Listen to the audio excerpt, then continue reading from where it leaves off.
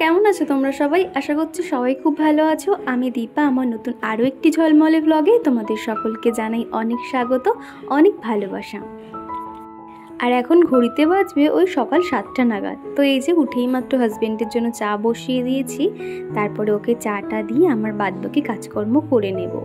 আর আজকে সকালে একটা কাণ্ড হয়ে গেছে, শুনে না গা পুরো একদম কাঁটা দিয়ে উঠছে। কি বলবো, একটু পরেই তোমাদেরকে শেয়ার করছি।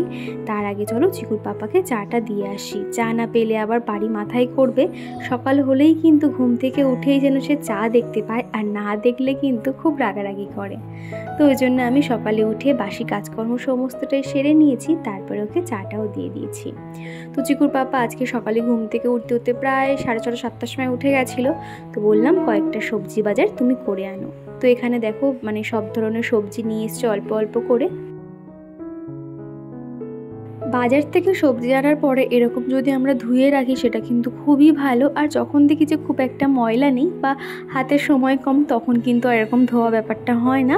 তো আজকে হাতের সময় আছে আর একটু ধুলো ধুলো লেগেছিল সবজিগুলোতে।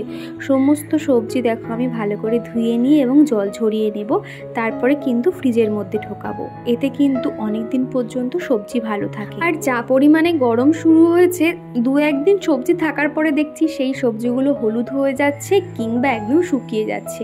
আর আজকে আমি যে কয়েকটা টিপস তোমাদেরকে শেয়ার করব সেগুলো কিন্তু অনেক হেল্পফুল হবে। এইভাবে সবজি তোমরা রেখে কিন্তু আমাদের কাজও অনেক সহজ হয়ে যাবে এবং অনেক দিন পর্যন্ত সবজি পুরো সতেজ থাকবে। তো এখন এগুলো আমি টিস্যু পেপার দিয়ে একটা একটা করে সমস্ত সবজিগুলো এখন রেখে দেবো। এবার চলো তোমাদেরকে বলি, সকাল 8:30টার সময় আমাদের বাড়িতে এক জেঠিমা আসেন। তো উনি না প্রতিদিন আমাদেরকে ওই টাইমটাতে দুধ দিয়ে যায়। তো জেঠিমা দুধ দিয়ে যাওয়ার সময় বললো কি যে, শুনেছো তোমাদের বাড়ির এখানে কি হয়েছে? তারপর যেটা শুনলাম গা তো পুরো কাঁটা দিয়ে উঠছে। এক ভদ্রমহিলা এবং ভদ্রলোক ওনারা হচ্ছে কি ওই 4:30 5টা নাগাদ প্রতিদিন মর্নিং ওয়ার্কে বার হন। আমি ওনাদেরকেও দেখেছি প্রতিদিন, কিন্তু ওরা আমাদের বাড়ির সামনে দিয়ে হেঁটে যান। বাড়ির রাস্তাটা যেহেতু ফাঁকা রাস্তা, তোমরা দেখেছো সবাই প্রায় এই রাস্তাটা দিয়ে মর্নিং ওয়ার্কে যায়। আর ঠিক সেই সময় একজন চোর বলা চলে, সে কী করেছে, তার ওই যে ভদ্রমহিলার গলায় না একটা সোনার চেন ছিল, সেই চেনটা টেনে ছিঁড়ে নিয়ে পালিয়েছে। আর ঠিক সেরকমই সময় ওই যে মহিলাটাও কিন্তু এক হাতে তার হাতটা ধরে আছে, আর ওই চোরটাও কিন্তু হাতটা ধরে খানিকক্ষণ ধস্তাধস্তি হওয়ার পরে কিন্তু তারপরে সেখান থেকে গেছে। তো এই নিয়ে সকালবেলা কিন্তু একটা তুমুল রাস্তায় কাণ্ড হয়ে গেছে, হই হুল্লোড় হচ্ছে, লোকজন আছে, আমরা শুনেছি। কিন্তু কি জানো তো, সকালে যেহেতু আমরা ঘুমিয়ে থাকি আর ওই সময়টা তো আর বাড়ির সামনে তো কাজ হচ্ছে, এখানে জলের ট্যাঙ্ক বসছে, তো সেই কারণে ভাবলাম হয়তো একটু হই হুল্লোড় বা লোকজন হয়তো এসছে, সারাক্ষণ তো 10 চাকা লরি যাচ্ছে। তো এই নিয়ে আমরা অতটা কেউ মাথা ঘামাইনি।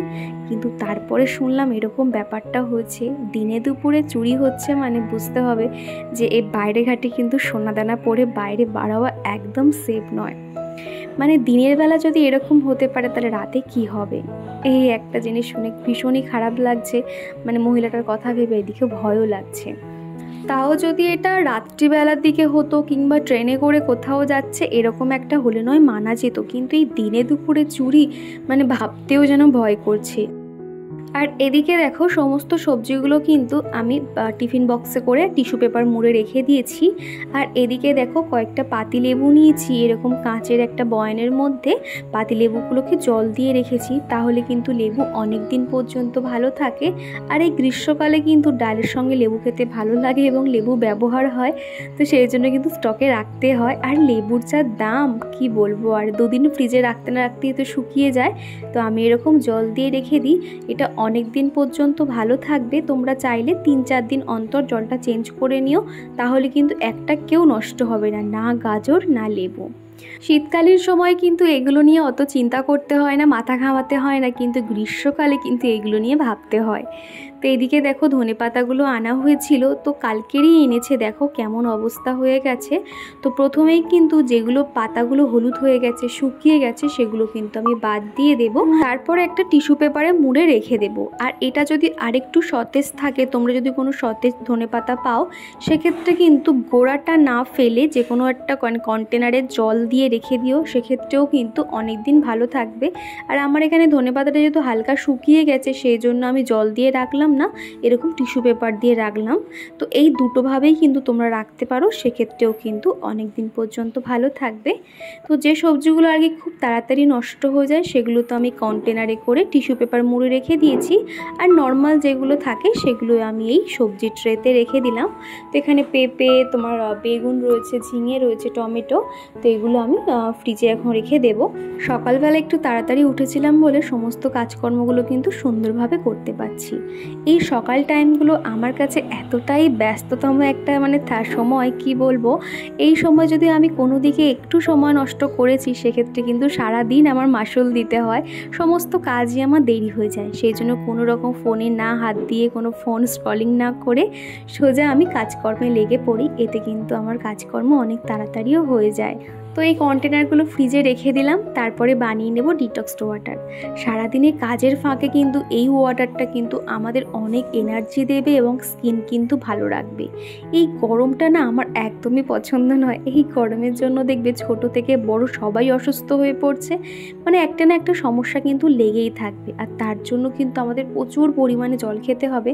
আগে যেখানে আমি 1 থেকে 1.5 লিটার জল খেতাম, এখন গুনে গুনে সেখানে 3 লিটার জল আমাকে খেতে হয়। তার কারণ ভাবি আমি সুস্থ না থাকলে তাহলে কিন্তু এই সংসার উল্টে পড়ে থাকবে। তো আমাকে তো প্রথমে সুস্থ থাকতেই হবে। তো ভাবলাম এরকম একটু ডিটক্স ওয়াটার বানিয়ে নিই। আর সেই জন্য দেখো শসাগুলো কিন্তু আমি পুরো খোসা সমেত কিন্তু স্লাইস করে নিয়েছি, তার সঙ্গে নিয়েছি একটু আদা আর নিয়েছি লেবু। আর তোমরা চাইলে কিন্তু এখানে তুলসী পাতাও দিয়ে দিতে পারো। তো আমি এখন তুলসী গাছে হাত দিতে পারবো না, তো সেই কারণে আর নিলাম না। তো এখানে কিন্তু তোমরা চাইলে চিয়া সিডও দিয়ে দিতে পারো। তো এগুলো আমি এখন এরকমভাবে ফ্রিজের মধ্যে রেখে দেবো, জলটা একটু ঠান্ডা হোক তারপরেই বার করে নেব। এত ভালো খেতে লাগে না, একটা বেশ নিচের মধ্যে একটা ফ্রেশ ভাব কাজ করে, জানো তো। তোমরা কিন্তু এটা রাত্রিবেলাও করে রাখতে পারো, সকালবেলা সারা দিন খাবে, ফুল এনার্জি পাবে। বেলা বাড়ার সাথে সাথে এত পরিমাণে রোদ ওঠে না, তখন যেন কাজ করতে আর এনার্জি পাই না। সেই জন্য চেষ্টা করি সকাল থেকে সমস্ত কাজকর্মগুলো গুছিয়ে করার। আর এই গরমের দিনে একটু 6টার সময় ঘুম থেকে উঠতে পারলে সমস্ত কাজকর্ম কিন্তু হয়ে যায়। এখন যেহেতু বেলা বড়, অতটা অসুবিধা হয় না। একটু প্ল্যানিং মাফিক কাজ করতে হবে, আর আগের দিন থেকে কিন্তু একটু ভেবে রাখতে হবে কি রান্না করব আর কি না। আর চিকুর পাপা তো সবসময় বলে যে বেশি কিছু রান্না করতে হবে না, এক তরকারি রান্না করো হালকা পাতলা, যাতে বেশিক্ষণ সময় নিয়ে দিতে হয়। সেই জন্য এইভাবে কাজগুলো যদি একটু এগিয়ে রাখি তাহলে 1 ঘন্টার বেশি কিন্তু রান্নাঘরে সময়ও দিতে হয় না, আর কাজকর্মগুলো বেশ সুন্দরভাবে গুছিয়ে করে নেওয়াও যায়। তো তার মধ্যে কিন্তু দেখো আমি সমস্ত কাজকর্ম গুছিয়েও নিয়েছি আর তোমাদের সাথে গল্পও করছি। চিকুর পাপা অফিস থেকে ফেরার পথে যে কোনো একটা শরবত তোকে দিতে হয়, নয় গ্লুকন-ডি কিংবা কোয়াশের শরবত কিংবা এরকম লেবু জল তো দিতে হয়। তো সেই জন্য ভাবলাম যাতে আর সময় না দিতে হয়, খুব তাড়াতাড়ি করে দিতে পারি, একটা আইডিয়া। তো এখানে দেখো আমি একটা গোটা লেবু ভালো করে রস করে নিয়েছি, তার মধ্যে একটু আন্দাজ অনুযায়ী নুন চিনি দিয়ে ভালো করে মিশিয়ে নিয়েছি। তারপরে আমার আইস কিউবের যে ট্রেটা রয়েছে এর মধ্যে কিন্তু আমি দিয়ে দিলাম। তো এটা আমি ডিপ ফ্রিজে রেখে দেব। যখন প্রয়োজন পড়বে আমি 1 কাপ জলের মধ্যে কিন্তু একটা আইস কিউব দিয়ে দিলে আর কিছুই লাগবে না, শুধুমাত্র একটুখানি ফেটিয়ে নিয়ে খেলেই হয়ে যাবে। তো এইভাবে কিন্তু তোমরাও বানিয়ে রাখতে পারো, একটুও সময় নষ্ট হবে না এবং কিন্তু খেতেও বেশ ভালো লাগে। শুধু উপর থেকে একটু চাট মশলা ছড়িয়ে দেবে, এতেই যথেষ্ট। তো দেখো আমি ডিপ ফ্রিজের মধ্যে এটা রেখে দিলাম। তো বেশিক্ষণ নয়, 3-4 ঘন্টা হয়ে গেলেই কিন্তু একদম বরফ হয়ে যাবে। আর এদিকে দেখো আমি আদা রসুন সমস্তটাই ছাড়িয়ে নিয়ে ছোট ছোট পিস করে নিয়েছি। এগুলো আমি মিক্সার গ্রাইন্ডারে পুরো এটা পেস্ট করে রেখে দেব। রান্না করার সময় তো যখন ভাবি যে এই রান্নাটা করতে যাব আর সেখানে আবার মশলা বাটাবাটি করতে হবে, সেক্ষেত্রে কিন্তু একটা অলসতাই কাজ করে, আর তখন কিন্তু ভালোও লাগে না। আর সেই জন্য কি করছি, আদা রসুন একটু পেস্ট করে ফ্রিজে রেখে দেব, যখন যেটাতে প্রয়োজন পড়বে তাহলে দিয়ে দিতে পারবো। এক একটা রান্নাতে দেখবে আদা রসুন না দিলে কিন্তু একদমই ভালো লাগে না, যেমন ডিম বলো, মাছ বলো কিংবা চিকেন বলো, এক একটা মাছে কিন্তু আদা রসুন লাগে। তো সেই জন্য আর কি। তো এখানে মশলাগুলো একটা টিফিন বক্সের মধ্যে রেখে দিলাম, আর যে রান্নাতে শুধুমাত্র আদা প্রয়োজন হবে তখন একটু আদা ছাড়িয়ে নিয়ে দিয়ে দিতে পারবো। তো এই যে ছোটো ছোটো টিপসগুলো তোমাদেরকে শেয়ার করলাম, টিপসগুলো তোমাদের কেমন লাগলো অবশ্যই কমেন্ট করে জানাবে। এই গরমের দিনে এই টিপসগুলোকে কাজে লাগিয়ে কিন্তু আমরা খুব সহজেই রান্নাঘরে কাজ কমপ্লিট করে নিতে পারবো এবং আমাদের দৈনন্দিন কাজকর্ম কিন্তু অনেকটাই সহজ হয়ে যাবে। তো এদিকে দেখো হালকা পাতলা জিরে বাটা দিয়ে আমি মাছের ঝোল করে নিয়েছি, আর এদিকে কিন্তু দই পটল করে নিয়েছি। দুটো কিন্তু খুব সহজেই রান্না হয়ে গেছে, একদমই কিন্তু সময় লাগেনি। তো মোটামুটি আধ ঘন্টার মধ্যে রান্নাবান্না কমপ্লিট হয়ে গেছে। তো আর এরই মধ্যে কিন্তু শুধুমাত্র মাছের ঝোলটা দিয়ে চিকুকে ভাত দিয়ে দিয়েছি। তারপরে এখন আমি আমার খাবারটা নিয়ে বসে পড়েছি। তো চলো বন্ধুরা, আজকের ভিডিওটা এই পর্যন্ত, আবার দেখা হচ্ছে নেক্সট ভিডিওতে। ততক্ষণের জন্য টাটা।